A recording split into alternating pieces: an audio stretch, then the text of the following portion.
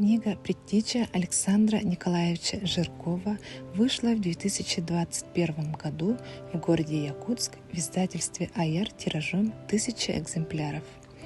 Это вторая книга серии «Национальная интеллигенция и становление государственности народов Якутии».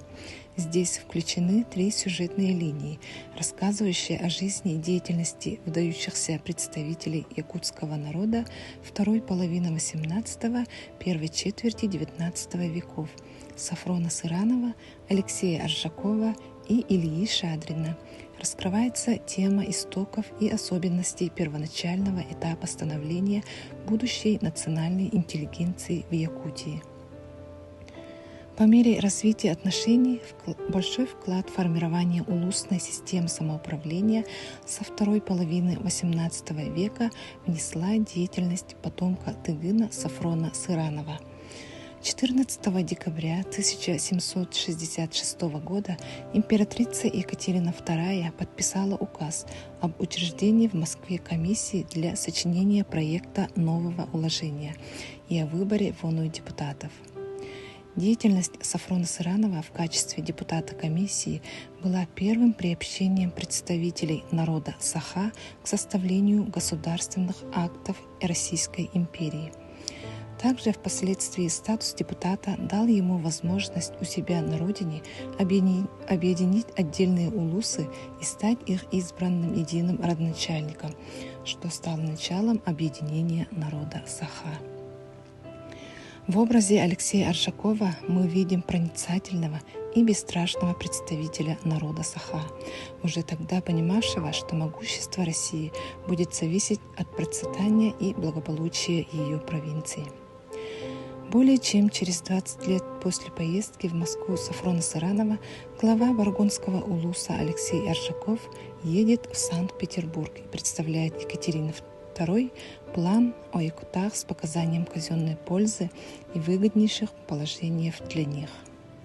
В столице он пробыл 2 года и, опять проявив настойчивость, добился аудиенции у императрицы. В образе Ильи Шадрина представлен новый тип представителя народа Саха.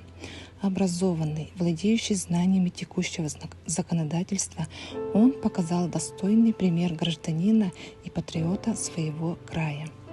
С достоинством отстаивая свои права и права земляков, он внес огромный вклад в формирование самосознания народа. В книге описывается, с каким упорством и терпением Илья Шадрин добивался поставленных целей. Им были решены наиболее трудные и одновременно жизненно важные для местного населения проблемы. Новая книга является собой удачную попытку наших исследователей углубленно проанализировать комплекс имеющихся документов и попытаться через действие и влияние таких исторических личностей, как Сафрон Сыранов, Алексей Аржаков, Илья Шадрин, показать ход развития местного самоуправления на пути к земству, просуществовавшему вплоть до 1922 года.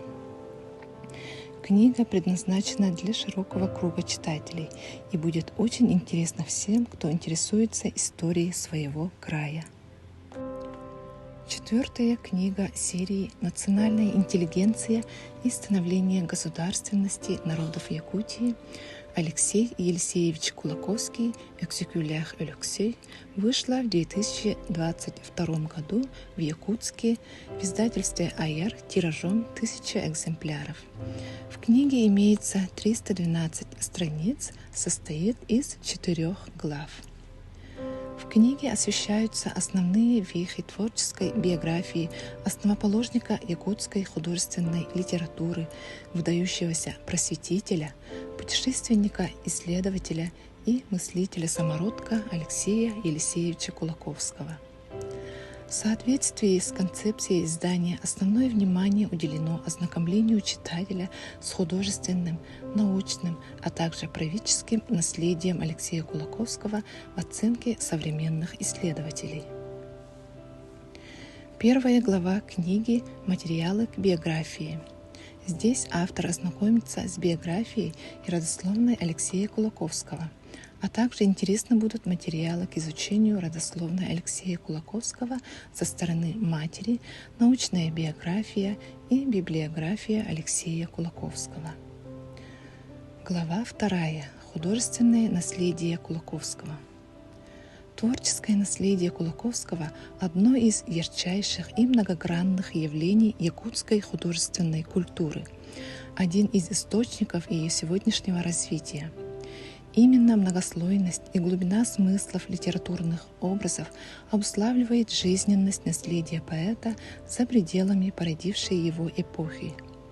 Каждый поворот в жизни народа предполагает новое отношение к поэту, новые поиски в его работах ответов на насущные проблемы. 3 глава. Якутской интеллигенции. Уникальный труд XX века. Итак, в начале XX века Алексей Кулаковский указал на реальные пути развития общеобразовательной школы, отвечающие потребностям личности и общества. Впервые в истории педагогики Якутии он поставил вопрос о профессиональном образовании в рамках общеобразовательной школы, затронул проблему соответствия содержания образования социальному заказу, тесной связи школы с обществом и необходимости введения якутской письменности в школьное образование. Он рассматривает школу как важнейший фактор социально-исторического и культурного развития Якутии, так как был уверен в том, что именно школа формирует человека созидающего. Глава 4. Научные труды. Культурно-просветительская деятельность Кулаковского и его работы имеют такие характерные особенности, которые придают его трудам особо важное значение. Историческая ценность трудов Кулаковского в том, что он был выдающимся поэтом-мыслителем, знатоком быта, традиций и верований якутов. В его трудах поставлены кардинальные проблемы, тесно связанные с жизненными интересами развития культуры народа.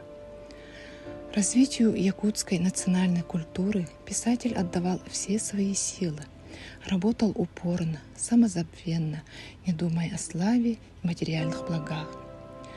Лингвистические исследования классика якутской литературы несут на себе печать глубокой любви к родному народу и его языку, заботы о его будущем.